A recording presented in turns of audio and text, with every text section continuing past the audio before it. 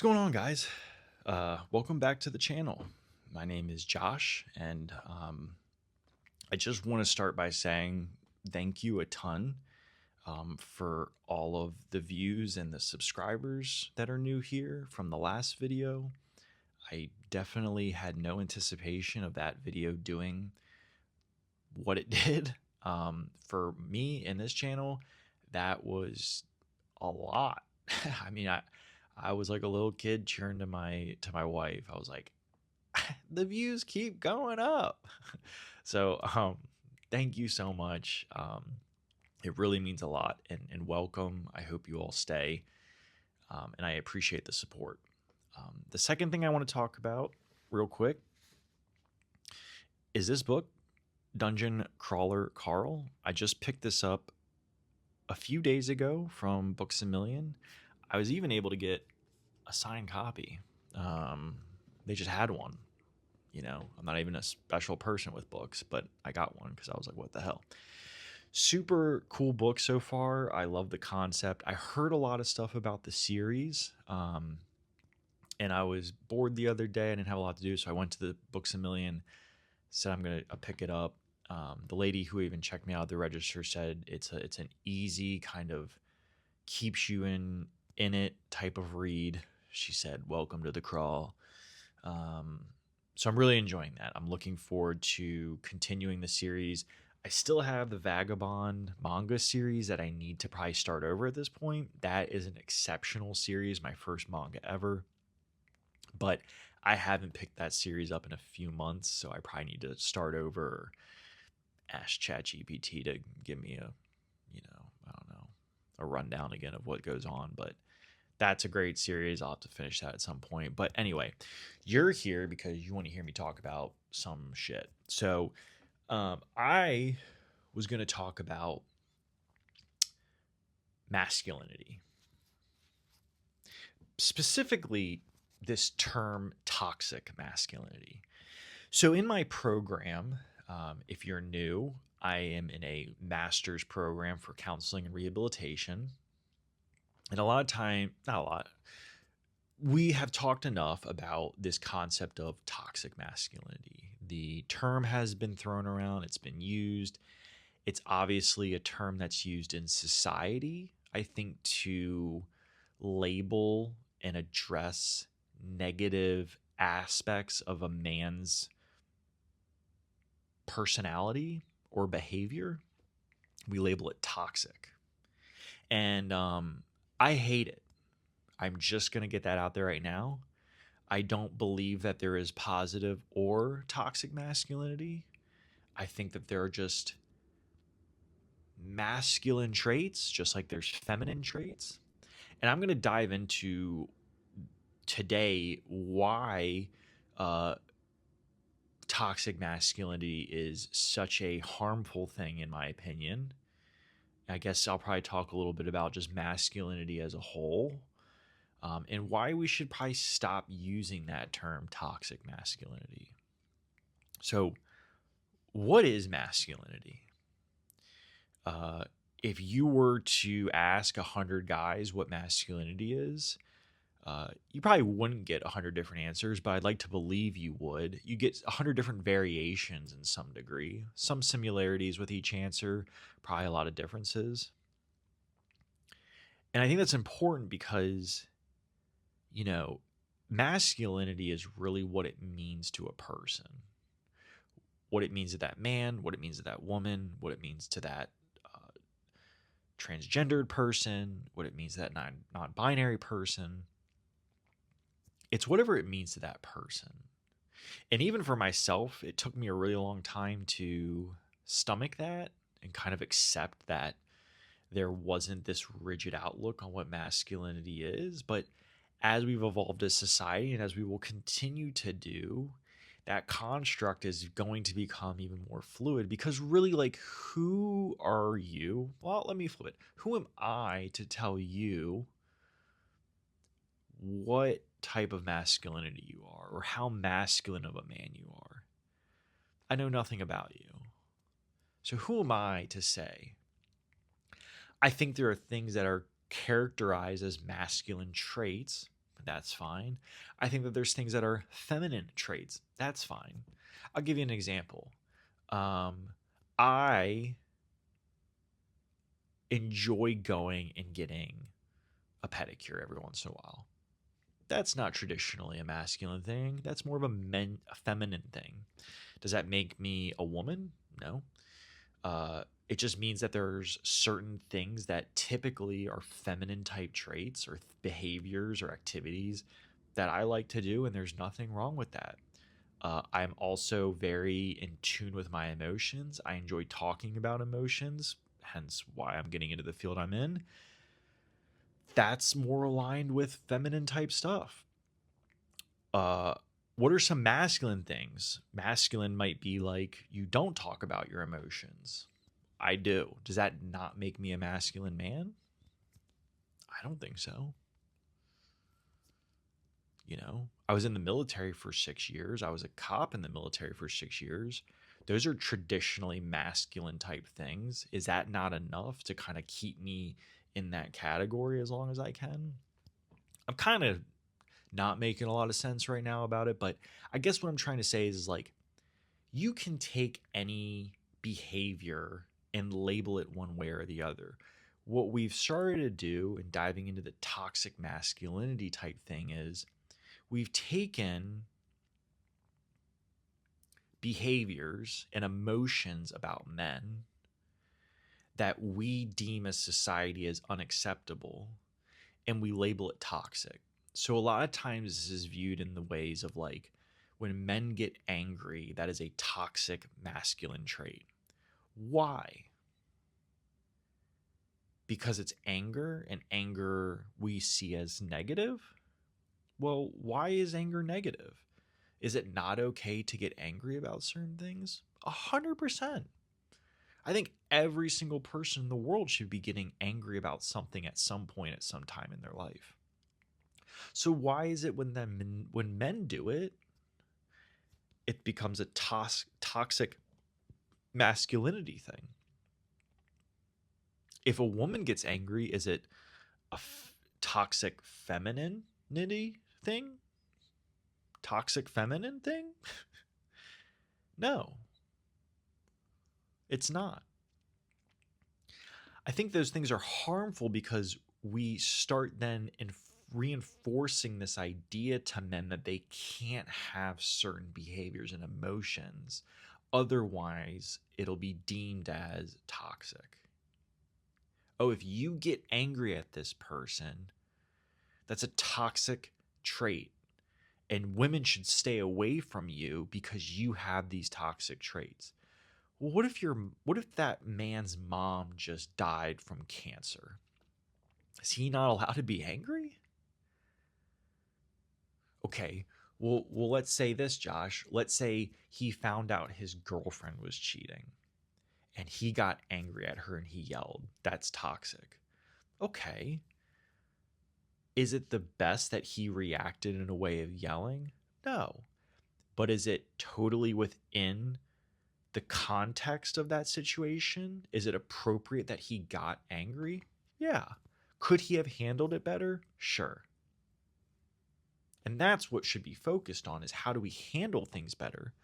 But to start labeling emotions that men have, that we all have, as toxic, I think is extremely detrimental to how men behave, how we operate, and how we're allowed to express ourselves.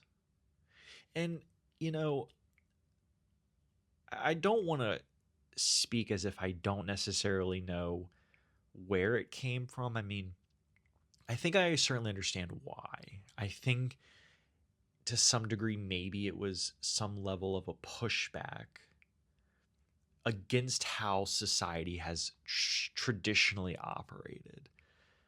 I'm not going to sit here and act like people who look like me have benefited in society most for the majority of life.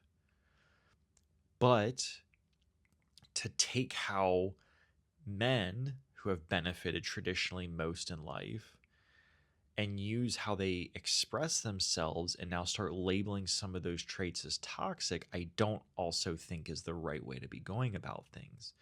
So I think it was sort of like a balance maneuver, but now it's sort of like this punchline.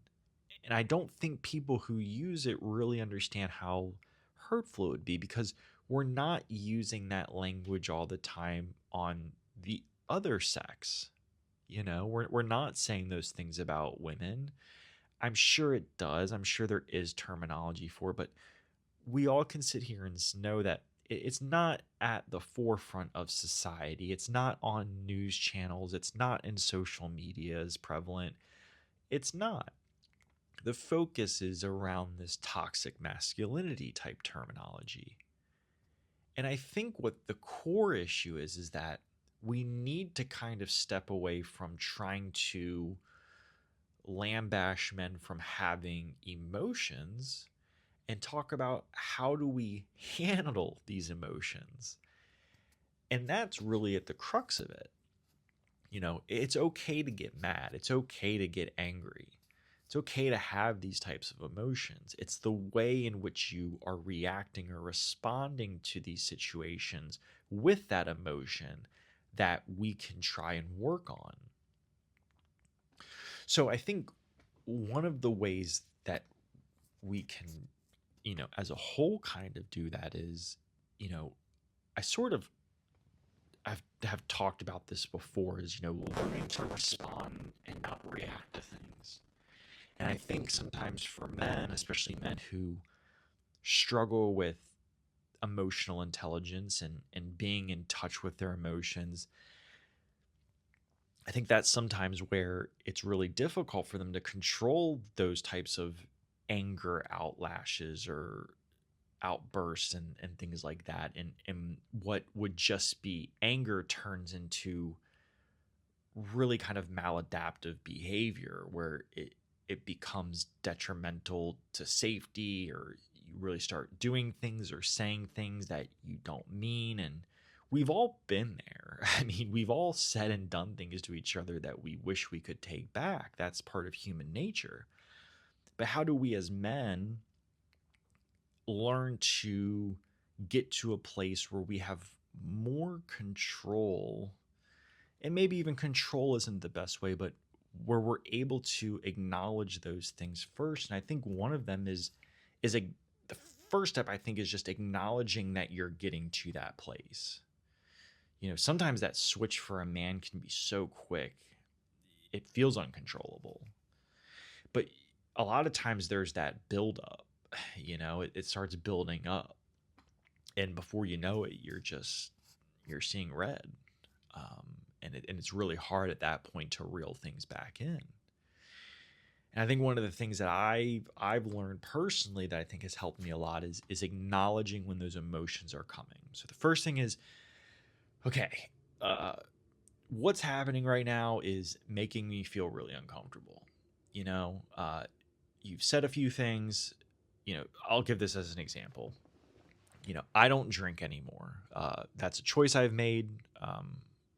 But I still will go out and socialize with people, at bars and stuff. Sometimes I'm at bars and people who have been drinking might get a little too personal with the comments they make. They get a little loose with the lips. And I can usually play it off for a while. It's fine. I understand. But sometimes you just start getting a little annoyed. You're like, hey, man, let's not forget, like, you're a man, I'm a man. Let's try and have some respect. And it's in moments like that where I have to really kind of acknowledge, like, okay, what is happening inside of me right now? Where could this escalate to? And do I really want it to get to that point? It doesn't even have to be out socializing. It could be you having a conversation with your partner, and maybe they say something that you catch in a certain way. A lot of times when we're communicating with our partners, they're saying one thing and meaning it, and you're hearing that same thing and it means a completely different thing to you. So let's say you're sitting there, your girlfriend's talking to you, and she says something, you're like, that felt kind of personal. Like, why'd you say it with that tone? That right there is a moment to go, like, is this something that I truly feel was like a personal attack? Because I'm feeling a certain way about this right now.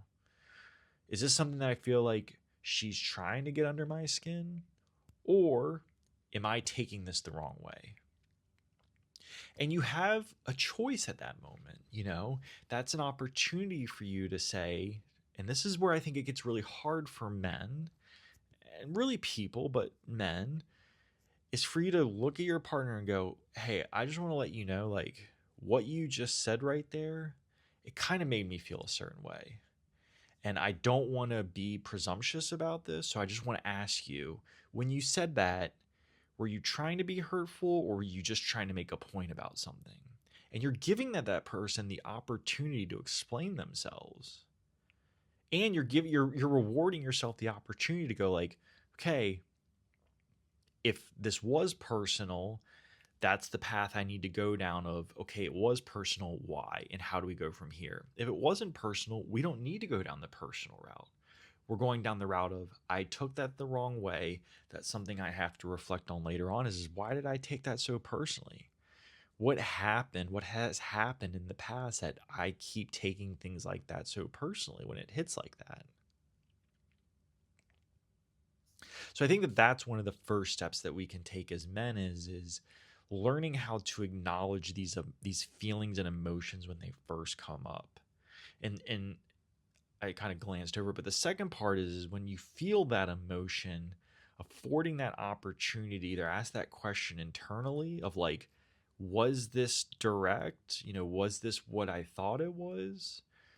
Or you're directing the question to that person if you know them well enough of, like, hey, I need to ask you real quick, did you mean it like this? Because that's how it felt, that's how I took it, and I just want to clear it up. I don't think you meant it that way, but I wanted to give you the opportunity to tell me yourself if that's what you meant. So I think that those are like two key things right there that we as men can try and do better. And hopefully, maybe those are things that you can take with yourself and put them in your toolbox of, like, the next time I'm in a conversation with someone, or I am at work and we're having a debate about something, or I'm at school and I'm debating a friend, and I feel like I'm getting heated. Why am I getting heated? Why am I getting sad? If it was something this person said, was it because they were trying to be deliberately malicious towards me? Or is it something that I was just taking personally? And am I going to give them the opportunity to explain that? Or am I going to roll with my gut feeling on, I think that this was personal? So I think it's important as men that we remember there's no behavior or emotion about you that's toxic. Every emotion and behavior that you have is valid. It's your right to have those feelings. And anyone who tells you that it's a toxic emotion, in my opinion, is wrong for saying that to you. You, as a man, are allowed to cry. You're allowed to be angry. You're allowed to laugh. You're allowed to smile. You're allowed to be happy. You're allowed to feel the entire spectrum of emotions and feelings that everyone else gets to feel. And anyone who tells you that is toxic, I think maybe you should question to some degree, why are they saying this to me? Why are they telling me that the way that I'm feeling is toxic? But remember that when we have these emotions, how we respond to people in those emotional states is what we can control.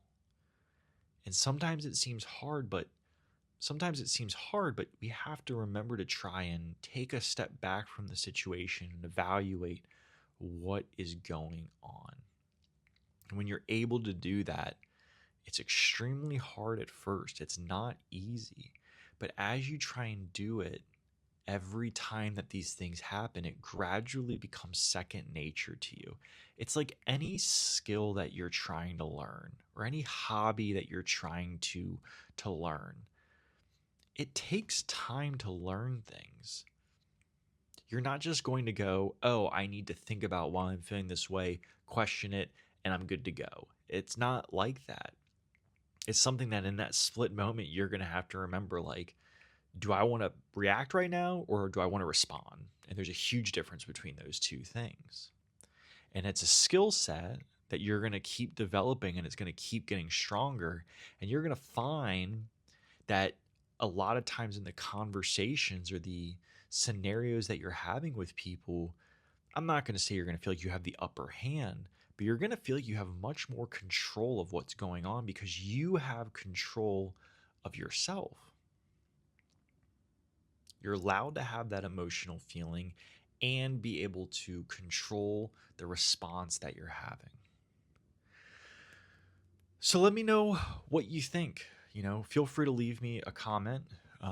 What do you think about that? Do you agree that toxic masculinity is an unhealthy terminology we're putting on men, or do you think that there is toxic masculine traits that guys have, and maybe what are some of those? And as always, please feel free to like, comment, and subscribe. It means a ton to myself and for this channel. And I'll see you guys next time. See ya.